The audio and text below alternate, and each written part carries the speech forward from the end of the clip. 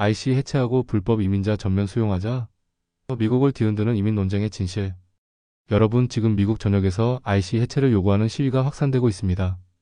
IC를 해체하라는 주장과 함께 불법 이민자들을 전면적으로 수용하자는 요구도 커지고 있죠. 하지만 이런 주장이 과연 현실적이고 타당한 것일까요? 오늘은 불법 이민 수용을 주장하는 5가지 논리를 하나씩 살펴보며 그 타당성과 한계를 철저히 점검해 보겠습니다. 이 문제는 단순히 정치적 이념의 차이가 아닙니다. 미국 사회의 근간과 법치주의 그리고 국가안보와 직결된 중대한 문제입니다. 첫 번째 주장. 인도주의적 책임론. 첫 번째로 자주 등장하는 주장은 전쟁, 폭력, 빈곤을 피해온 이들을 돕는 것은 국제사회 일원으로서 중요한 책임이라는 것입니다. 표면적으로는 매우 숭고하고 도덕적인 주장처럼 들립니다. 실제로 미국은 우크라이나와 같은 전쟁 지역에서 발생한 난민을 수용해왔습니다. 하지만 여기서 중요한 구분을 해야 합니다. 현재 남부 국경을 넘어오는 많은 불법 이민자들은 난민의 법적 정의에 부합하지 않으며 대부분은 경제적 기회를 찾아 입국하는 경우입니다. 더 심각한 문제는 이들이 난민 심사나 합법적 이민 절차를 거치지 않은 채 국경을 넘고 있다는 점입니다. 이 과정에서 인신매매, 마약 밀수, 그리고 조직 범죄와 같은 위험 요소들이 동반되고 있습니다. 일부 보고서에 따르면 미등록 이민자 중에는 중범죄에 연루된 사례도 꾸준히 확인되고 있습니다. 이는 인도주의적 접근만으로는 해결이 어려운 복합적인 문제임을 보여줍니다.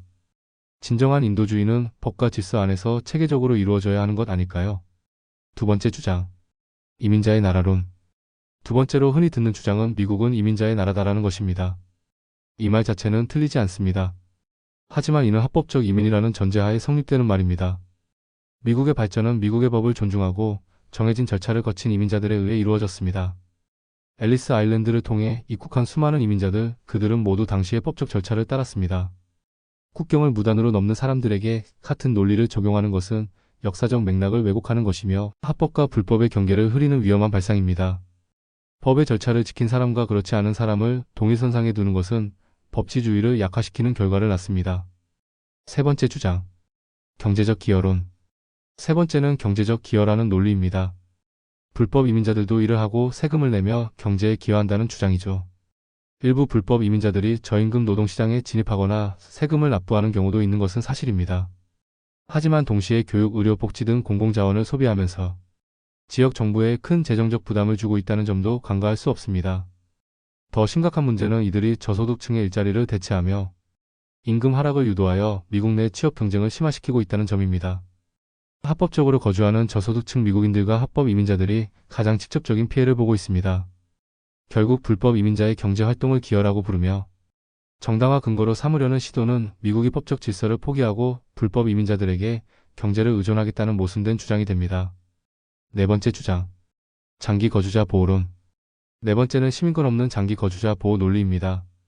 대표적으로 DACA 수혜자들, 즉 어린 시절 부모를 따라 불법 입국하여 미국에서 자란 사람들의 경우 미국이 유일한 조국이므로 추방은 부당하다는 주장이 제기됩니다.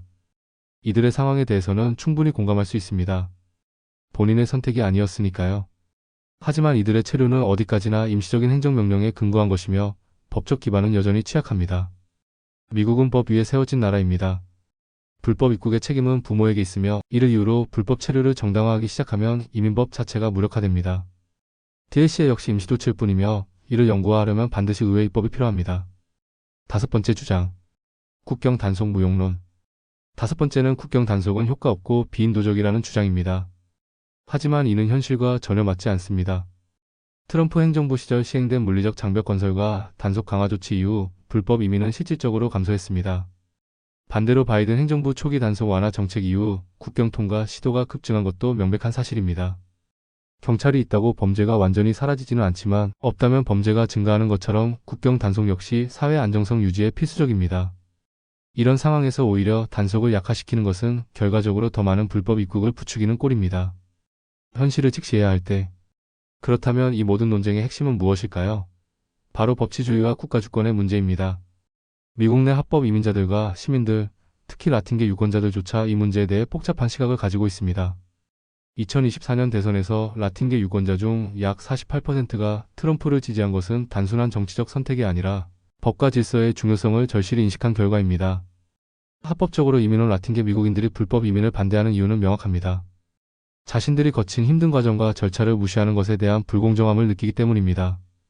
이것은 이기심이 아니라 그들이 현실을 바탕으로 한 책임 있는 판단입니다. 미국의 선택. 결론적으로 법과 절차를 무시한 무조건적인 포용은 미국 사회의 근간을 흔드는 위험한 선택입니다. 미국은 철저한 법치주의 위에서 세계 패권국이 된 나라입니다. 그 기반이 흔들리는 순간 미국은 지금의 미국일 수 없습니다. 물론 인도적 차원에서의 배려와 지원은 필요합니다. 하지만 그것은 반드시 법적 테두리 안에서 체계적이고 지속 가능한 방식으로 이루어져야 합니다. 진정한 해결책은 IC 해체가 아니라 이민 시스템의 개혁입니다. 합법적 이민 절차를 더 효율적으로 만들고 진짜 난민과 경제적 이민자를 명확히 구분하며 법을 위반한 자에 대해서는 일관된 법 집행을 하는 것입니다. 미국의 미래는 감정에 호소하는 구호가 아니라 현실에 기반한 합리적 정책에 달려 있습니다.